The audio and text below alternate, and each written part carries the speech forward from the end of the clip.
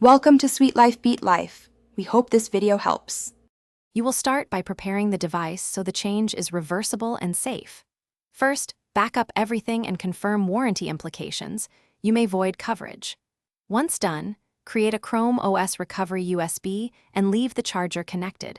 Unstable power will brick the device. Make sure you have the model name and existing serial written down because you will reference them in firmware tools.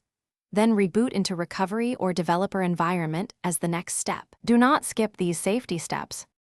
You will now access firmware areas that hold the serial number. The exact path depends on model. First, enable developer mode or use the official recovery shell and authenticate as root when prompted. Once you have shell access, mount the firmware /nvram partition read/write so you can modify the serial field. Then use the vendor-supplied firmware utility or assign tool to edit the serial entry. Follow prompts to enter the corrected value. Make sure checksums or signatures are updated before writing back to avoid corruption. Finish by writing the updated firmware and verifying success.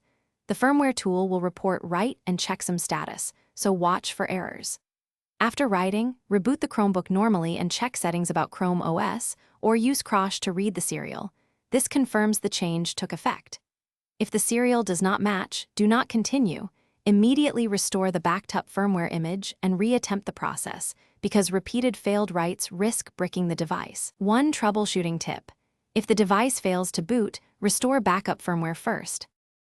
Thanks for watching. Consider subscribing if we helped you.